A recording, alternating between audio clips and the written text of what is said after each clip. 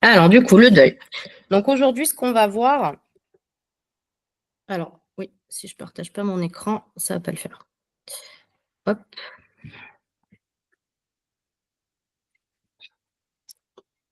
Voilà. Vous voyez mon écran? Oui. Oui, parfait. Alors, du coup, ce qu'on va voir, c'est dans un premier temps, le deuil, c'est quoi? Qu'est-ce qui se passe émotionnellement dans notre tête, dans notre corps? Et ben, quels outils, exercices permettent de remonter la pente, entre guillemets. Alors, pour vous, du coup, donc c'est un atelier participatif, hein. Pour vous, le deuil, qu'est-ce que ça évoque? Des mots qui vous viennent, là, pour vous, c'est quoi?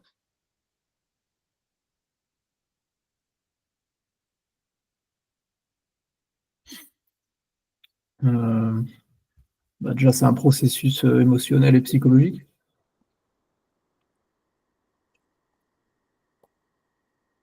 Oui.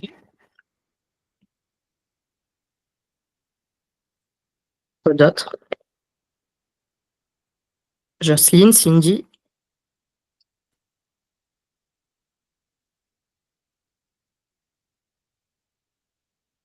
qu'est-ce que ça vous évoque, le deuil?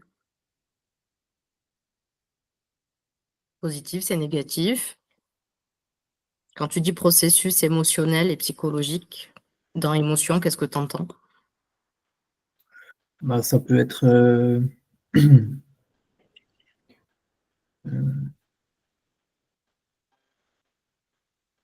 c'est une implication, on va dire, d'émotions comme la tristesse, la colère, le déni, l'acceptation, enfin toutes les phases par lesquelles on passe. Ok. Donc les phases, tu les connais? Ouais, enfin, il y en a, enfin, je me rappelle à peu près. Ok. Bon, ça va être du coup une petite piqûre de rappel aujourd'hui. C'est ça. On va justement voir tout ça. Ok. Donc le deuil, effectivement, ça peut être aussi la perte de quelqu'un, donc au premier degré, mais ça peut être aussi le deuil de quelque chose, c'est-à-dire le deuil d'un travail. J'accompagne des personnes aussi par rapport à ça, quand on se rend compte on est inapte à notre poste parce qu'on ne peut plus porter du poids ou autre, ben, du coup, on doit faire le deuil de notre travail parce que la santé ne permet plus qu'on puisse faire ce travail-là. Ça peut être le deuil vis-à-vis d'une rupture amoureuse. Ça peut être différentes choses aussi. Ça rejoint ce que j'allais dire, qui était le deuil de certains possibles. Donc, ça rejoint le travail, le couple, etc. On avait imaginé des choses, on avait projeté des choses qui n'auront plus lieu. Ça fonctionne aussi avec le deuil d'une personne. On avait imaginé faire des choses ou vivre des choses avec cette personne-là aussi, qui seront plus possibles. Ok. Alors, je t'entends pas très bien. Du coup, pour toi, le deuil, qu'est-ce que ça t'évoque? Quels mots viennent à toi? Mais là, ce qui me vient, c'est plutôt abandon. Mais Ouais. Quoi d'autre? douleur, Mhm. Quoi d'autre?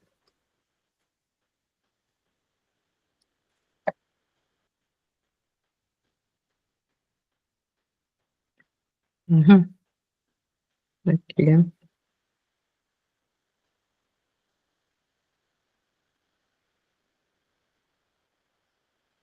Désolée.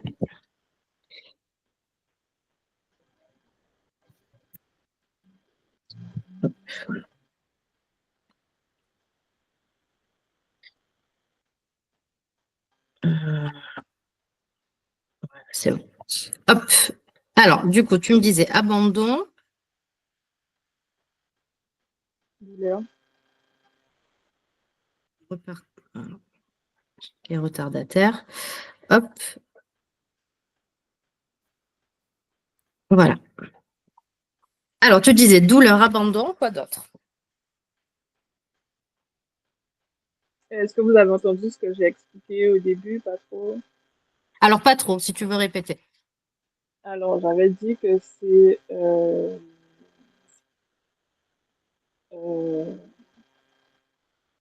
Il y a certains possibles qui ne vont plus être réalisables. Ça fonctionne pour le deuil d'une personne. On avait imaginé faire des choses avec cette personne Ah qu'on oui, pourra plus faire, qu'on pourra plus faire. Et ça d'accord. fonctionne aussi pour le travail ou le couple où on avait imaginé de rester sur son lieu de travail ou avoir des projets avec cette personne en couple et c'est des possibles qui ne vont plus se réaliser. Donc, Donc, c'est ça ce que tu veux dire, c'est que là, du coup, la projection qu'il y avait, ben, du coup, elle est stoppée. Et c'est les ça. projets non réalisés. Voilà. Ok, d'accord. Donc, pour les personnes qui viennent d'arriver, si vous pouvez noter dans le commentaire de la visio votre nom, où est-ce que vous m'avez trouvé pour que je puisse, où est-ce que vous avez trouvé l'atelier pour que je puisse vous noter présent et me noter votre mail pour que je puisse vous envoyer les exercices qui seront envoyés uniquement aux personnes présentes en visio. Donc là, on était sur le deuil. Qu'est-ce que ça vous évoque? Donc, pour les personnes qui sont arrivées, est-ce que le deuil vous évoque quel mot, qu'est-ce que ça vous évoque, le mot deuil?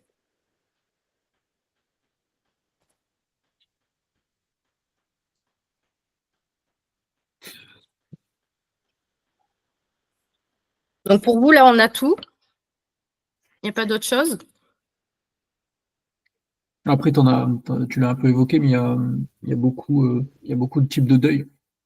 Oui, Il y en a plusieurs. effectivement, il y a plusieurs types de deuil. Donc là, on est dans le deuil dans sa globalité. Donc, effectivement, selon le deuil que cela va être, ben, effectivement, il y a. Après, ça regroupe souvent les mêmes choses, hein. Ça regroupe souvent les mêmes choses. On continue? Alors, du coup, la définition du mot deuil. Alors, on va partir de l'étymologie et c'est intéressant par rapport à ce qui a été dit. Donc, en fait, ça vient du mot latin dolore, qui veut dire souffrir. Donc, c'est vraiment le mot, la base du mot deuil vient du mot souffrir. Donc, je vous l'ai mis pour que vraiment vous puissiez vous rendre compte de la force de ce mot. Parce que le mot souffrir, je trouve qu'il est vachement intense et vachement fort. Donc, le deuil est un état affectif douloureux provoqué par la mort d'un être aimé. Donc là, c'est ce que le Larousse dit, hein. Il désigne aussi une période, la période de douleur et chagrin qui suit cette disparition. Donc justement, on est sur ce que tu disais tout à l'heure, sur ce fameux processus qu'on va voir. Donc je reviens sur, là, effectivement, le Larousse, il dit, ouais, c'est la mort d'un être aimé, mais c'est pas que ça. C'est effectivement, c'est un petit peu ce que tu disais tout à l'heure. C'est voilà, c'est ça, cette projection qui est stoppée, le projet qui n'est pas réalisé. Bam, ça s'arrête et c'est comme ça et on n'a pas le choix. Donc forcément, ça peut être dû à la mort, mais pas que. Donc on va voir ce fameux processus. Alors, est-ce que vous avez des questions déjà arrivées ici? Ok. Alors, donc le processus du deuil. Donc là, j'ai fait une petite pyramide et on va le voir en profondeur. Alors effectivement, c'est ce que tu disais. Donc le processus, bah, tu t'en souviens. Bon, bravo. Première phase, c'est le déni. Donc en fait, on est là. Il y a l'annonce, le choc, bam, on se prend ça dans la tête et du coup, le cerveau, il n'a pas le temps de réagir. Donc on est choqué. On en connaît tous dans notre entourage. Quand il y a un deuil, il y en a toujours un qui est là, dans son monde. On ne sait pas, il pleure pas, il rit pas, il mange pas, il est là, mais il n'est pas là. Et on se dit, mais qu'est-ce qu'il a lui? Il serait, voilà. Ben, en fait, il est là-dedans, il est dans le déni. C'est-à-dire on n'arrive pas à prendre conscience de ce qui se passe réellement. Alors, cette phase de déni, c'est très important de la passer. Parce qu'il y a des personnes, alors ça arrive, hein, c'est pas habituel, mais ça peut arriver, j'en ai rencontré, qui restent dans cette phase de déni. Et du coup, ben, quand on est dans une phase de déni et qu'on reste dans un imaginaire, entre guillemets, puisque du coup, la réalité, on la voit pas, ben, ça peut être dangereux. Donc, cette phase-là, elle est très importante c'est très important de la connaître, d'en prendre conscience et de se dire, bon, ok, j'avance. Ensuite vient la phase de colère. Alors, ce que je vous explique là, c'est le processus dont l'être humain, par les émotions par lesquelles l'être humain peut passer. Ça ne veut pas dire que tout être humain passe obligatoirement par ces phases-là. On peut passer de la phase déni à tristesse directement. D'accord? Mais en tout cas, c'est le processus qui est comme ça. Ensuite vient la phase de colère. Donc là, on est dans le déni. Et ensuite, hop, une fois qu'on a passé le déni, hop, on rentre dans une colère. On est colère contre la vie, on est en colère contre la personne qui est partie, on est en colère contre nous-mêmes. Et en fait, cette colère, elle amène d'autres émotions négatives qui peut être la culpabilité. J'ai pas fait ce qu'il fallait pour la personne. On peut entrer dans une interrogation, dans une remise en question de tout, ou on peut rentrer dans une période aussi de marchandage où ah ben si je fais ça, peut-être qu'il va revenir. Voilà. Et du coup, on est dans un cercle vicieux. Et cette période de colère, elle peut durer très longtemps, voire des années. Donc, je vais vous expliquer après que mettre en place pour sortir de cette colère. Mais en tout cas, voilà, la colère, elle est souvent là. Et ensuite, on entre dans la phase de tristesse. Donc la tristesse, pareil, ça peut durer longtemps. Donc dépression, tristesse, perte de vitalité, désespoir, c'est là où souvent, voilà, je veux dormir. On entre dans une phase où on est fatigué, on ne veut plus rien, on n'est pas motivé, laissez-moi tranquille. Et c'est là, en fait, où cette phase-là, elle peut être dangereuse, c'est parce qu'elle peut amener à une période dépressive. Et c'est justement, surtout dans cette phase-là, que c'est important d'être accompagné. Pour justement, qu'est-ce que je mets en place pour pas rester dans cette période qui est dépressive. C'est-à-dire que on entre dans une période de déprime, entre guillemets, liée à la tristesse, à la colère, à toutes les émotions. Donc, on entre dans une période de déprime. L'idée, c'est de rester dans un épisode de déprime et pas d'aller plus loin, c'est-à-dire dans une dépression qui va durer longtemps. C'est important de mettre en place des actions qui vont vous permettre d'avancer et d'arriver justement à l'acceptation. Parce qu'on n'arrive pas à l'acceptation comme ça. Et donc, en fait, ce qui va vous permettre d'arriver à cette phase d'acceptation, alors l'acceptation, c'est pas synonyme d'être résigné. L'acceptation, ça va vraiment être, bon, les faits sont là, j'ai pas le choix. Qu'est-ce que je mets en place pour arriver à vivre comme ça? Maintenant, ma vie, elle est comme ça. Cette personne, elle est plus là. Qu'est-ce que je mets en place pour réapprendre à vivre autrement? C'est un petit peu ce que tu disais tout à l'heure, les projets, ils s'arrêtent. Voilà, j'ai pas le choix. Ben, du coup, quel autre projet je peux mettre en place? Est-ce que les projets qui étaient prévus, est-ce que je peux le faire seul? Comment je les fais seul? Ou alors, qu'est-ce que je mets en place? C'est ce qui va vous permettre de rebondir. Si on reste dans cette phase-là de dépression, de démotivation, forcément, on pourra que être dans une pente descendante. Par les actions, par des projets, par le comment, on monte. Et ça, c'est vraiment de changer notre vocabulaire aussi, c'est vachement aidant. C'est-à-dire que remplacer la question, remplacer le pourquoi par le comment, déjà là, ça change tout. Par exemple, pourquoi j'entends souvent quand j'accompagne des personnes justement dans le deuil, pourquoi le bon Dieu m'a fait ça? Pourquoi il est parti? Pourquoi il m'a laissé? Pourquoi il m'a abandonné? C'est souvent des questions qui reviennent. Alors, du coup, si on remplace par comment, déjà, ben, on va voir les choses autrement. Comment faire pour y arriver?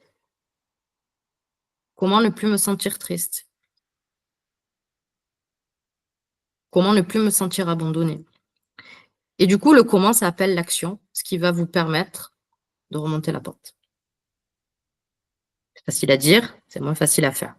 D'où l'importance de l'accompagnement, parce qu'on ne se rend pas compte quand quand on est dans cette phase-là, ça peut durer des années. Et je rencontre des personnes qui me disent, punaise, ça fait 4 ans que ma mère est morte et je m'en rends même pas compte. Ça fait 4 ans que je suis comme ça. Parce qu'on on n'a même plus conscience, on peut ne plus avoir conscience du temps. Donc après, voilà, sur cette montée, ça va être réaliser l'expérience de vie. On réalise enfin ce qui s'est passé et on est OK pour avancer. Et c'est ça, en fait, qui est difficile à y parvenir. Mais une fois que c'est fait, on avance. Ensuite, ça va être, voilà, on réalise les opportunités possibles. Une autre porte peut s'ouvrir, voilà, et là, c'est le comment. Qu'est-ce que je mets en place et comment j'y vais? Et du coup, bah, OK, là, je peux pas y aller, c'était prévu comme ça, ben, quel autre chemin je prends? Et ensuite vient la phase d'acceptation et où, ben, on accepte ce qui s'est passé. Bien sûr, c'est un temps on a besoin de temps pour y parvenir petit à petit. Et dans la première phase, on a surtout besoin d'évacuer les émotions. Ce qu'il faut comprendre, c'est qu'une émotion, elle n'est pas là pour, elle n'est pas censée être là pour, de façon négative. C'est-à-dire, ce qui se passe, c'est que voilà, à l'école, depuis qu'on est petit, on nous apprend le théorème de Pythagore, on nous apprend plein de choses, mais on ne nous apprend pas ce que c'est les émotions, on ne nous apprend pas ce que c'est, comment les gérer. Et pourtant, c'est la base.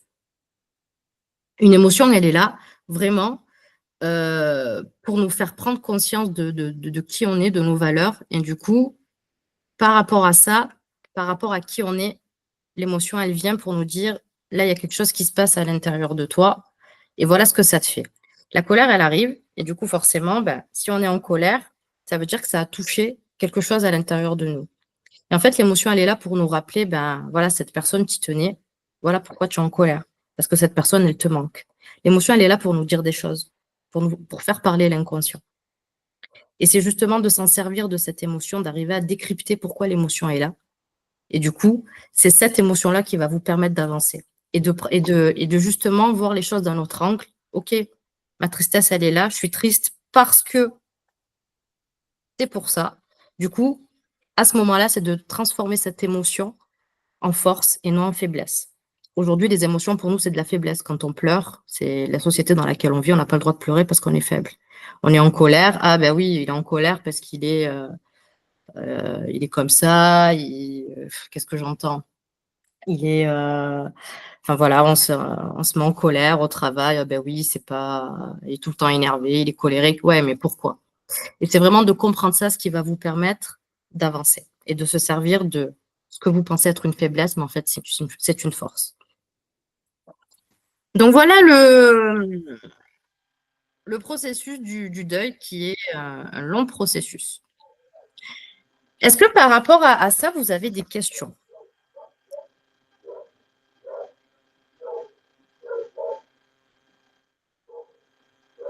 Des fois, j'ai l'impression que oui, la personne, elle manque, mais des fois, c'est la personne qu'on pouvait être en sa présence aussi, dépendamment du lien qu'on avait avec cette personne. On s'autorisait à être d'une certaine façon. Et ça aussi, on doit en faire le deuil ou ça nous manque en fait. Donc, ce que tu veux dire, c'est qu'il y a un manque de la personne, c'est ça, et que du coup, c'est difficile à avancer? Oui, oui, mais ça un manque aussi de qui on s'autorisait à être avec cette personne. Si on a eu un lien vraiment fort ou vraiment spécial, il y a ça aussi qui se rajoute au manque, oui, à la personne, mais il y a tout ce qu'on partageait dans la relation et qui on s'autorise à être, parce que des fois, qu'on a des relations vraiment spécifiques, on n'est pas comme ça avec tout le monde, on est comme ça avec cette personne-là, et le fait que cette personne-là soit plus là, ben, Donc, c'est intéressant ce que tu dis. on s'autorise plus à s'ouvrir ou à être la personne qu'on était avec cette personne-là, quoi. Un petit peu là-dedans, tu vois, ce que tu dis, c'est dans cette phase-là. C'est intéressant ce que tu dis. C'est finalement une petite crise identitaire, entre guillemets. C'est maintenant que la personne, elle est plus là, qui je suis et qu'est-ce que je m'autorise à faire. Je rencontre des personnes aussi dans mes accompagnements qui, voilà, ont perdu leur mari ou leur femme et qui se disent, ben maintenant, est-ce que j'ai le droit de refaire ma vie? Est-ce que c'est de l'infidélité? Qu'est-ce que je fais maintenant? Et en fait, c'est ça, c'est qui je suis, de quoi j'ai envie, c'est de refaire un point sur ça. Et qu'est-ce que je mets en place? Parce qu'en fait, on se rend compte dans le deuil que nous-mêmes, chaque personne va se mettre soi-même des barrières. Parce que tu vois, ce que tu dis, c'est, bah voilà, est-ce que je m'autorise à être comme ça avec les autres? Donc, c'est pas la personne que tu as perdue qui te l'a interdit. C'est pas tes proches, c'est toi qui te l'interdis. Et donc, l'idée, c'est de réfléchir justement à pourquoi je me l'interdis. Quel blocage? Qu'est-ce que ça fait de m'autoriser? Qu'est-ce que ça va toucher à l'intérieur de moi? Et en faisant ce travail d'introspection, tu vas avoir certaines réponses. Et ces réponses vont t'aider à mettre un plan d'action pour justement aller vers le positif. Est-ce que ça répond à ta question? Oui, oui, oui. Ça me parle beaucoup. Est-ce qu'il y a d'autres questions?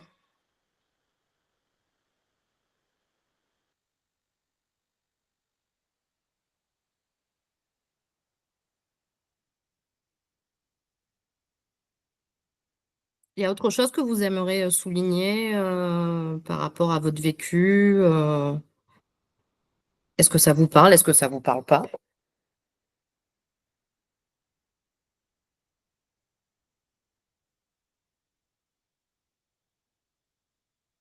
Ok. Donc du coup, pour arriver à tout ça, effectivement, comme je l'ai dit, il y a des choses à mettre en place. Donc moi, je vais vous partager des petits outils, des petits exercices pour justement comprendre déjà dans un premier temps où est-ce qu'on en est. Donc pour les personnes qui sont présentes, je vais vous envoyer par mail deux liens. Ça va vous permettre de faire un point justement sur cette déprime, dépression entre guillemets. C'est-à-dire où j'en suis déjà dans un premier temps, où j'en suis dans la période du deuil, dans ce processus-là, où est-ce que je me trouve. Donc c'est des petits tests sur Internet qui sont gratuits et qui vont vous permettre de faire un point de où j'en suis, notamment par rapport à cette phase de déni dont je vous expliquais tout à l'heure, voir est-ce que je suis dedans ou pas, parce qu'elle est importante de passer cette phase, c'est très important. Et dans un premier temps, dans cette phase de déprime, est-ce que je suis déprimée? OK. Ou est-ce que j'entre, ou est-ce que je suis dans une phase dépressive?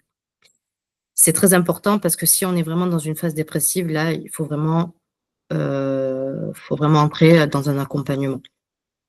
Parce qu'une dépression, ça peut être grave. Donc, c'est vraiment déjà dans un premier temps savoir où est-ce que j'en suis, où j'en suis, pour derrière pouvoir aussi mettre en place justement un plan d'action qui va vous aider à remonter la pente. Parce que on s'en sort uniquement par l'action. Ça tombe pas du ciel. Pour pouvoir avancer, pour pouvoir cheminer, pour pouvoir aller vers quelque chose de positif, c'est pas, ça tombe pas du ciel. On se lève pas un matin, ça y est, je suis bien. Non, il faut le vouloir. Donc déjà, il faut le vouloir, il faut que cette graine de je veux soit plantée. Une fois qu'elle est plantée, doit venir de l'action. Et ces actions viennent par, dans un premier temps, je me force à le faire. Voilà, je suis en déprime, j'ai envie de rien, je veux juste faire dodo. Bon, je vais me forcer tous les matins à prendre mon café dans la terrasse, par exemple. Petite action bidon. Bah, aujourd'hui, je ne le fais pas. Maintenant, je me force à le faire. Maintenant, c'est comme ça. Et c'est petit à petit, par des petites actions comme ça, qu'on va avancer.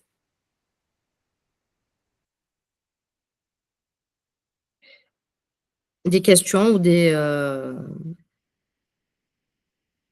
quelque chose?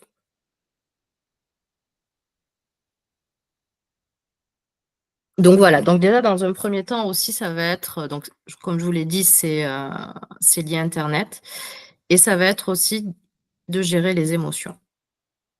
Parce qu'il y a la colère, il y a la tristesse, comme je vous ai dit tout à l'heure, il y a d'autres émotions qui sont liées avec la colère et la tristesse qui se rajoutent, et c'est d'arriver à faire le tri dans tout ça. Parce qu'on a un trop plein d'émotions, qu'est-ce que j'en fais? Donc, c'est d'arriver à les évacuer. Donc, on les évacue par le sport, par l'activité physique, c'est ce que je vous disais tout à l'heure, se forcer à faire des petits trucs qui vont vous aider à avancer.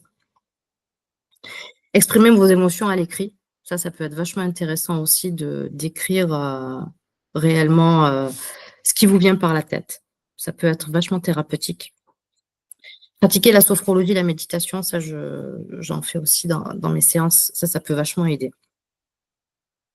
Et je vais vous partager, pour les personnes qui sont uniquement là en direct, c'est l'exercice des lettres. Alors cet exercice-là, je m'en sers beaucoup en coaching. C'est vraiment un exercice qui va vous permettre d'évacuer vraiment tout ce qui est négatif. Alors je vous invite vraiment à lire l'intégralité de cet outil avant de le faire. Parce qu'il faut vraiment le faire à la lettre pour qu'il y ait réellement un déblocage qui se fait. Et cet exercice-là permet vraiment d'évacuer et de pouvoir avancer. C'est-à-dire, en évacuant la colère, la tristesse, on va pouvoir avoir ce regain d'énergie, entre guillemets, pour pouvoir remonter la pente. Si on n'évacue pas la colère et la tristesse, on peut rester longtemps dans ces phases-là. Est-ce que vous avez des questions?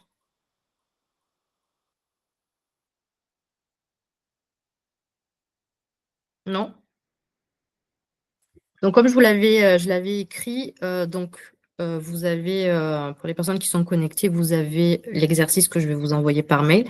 Donc, pour les personnes qui sont arrivées après, notez-moi bien dans le commentaire de la visio votre nom et où est-ce que vous êtes inscrit à l'atelier pour que je puisse vous noter présent et votre mail pour que je puisse vous envoyer l'exercice.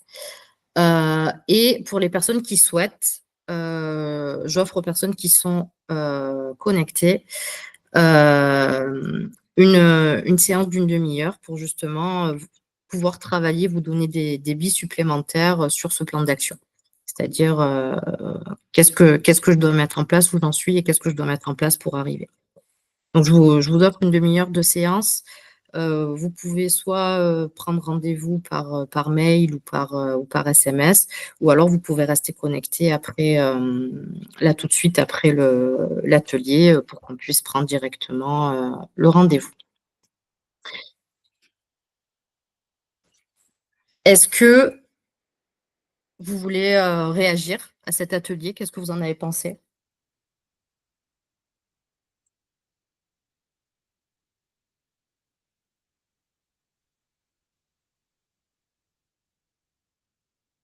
Pas de réaction?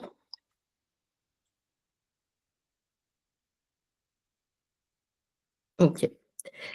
Alors, du coup, hop, je vous mets dans la conversation, je vous mets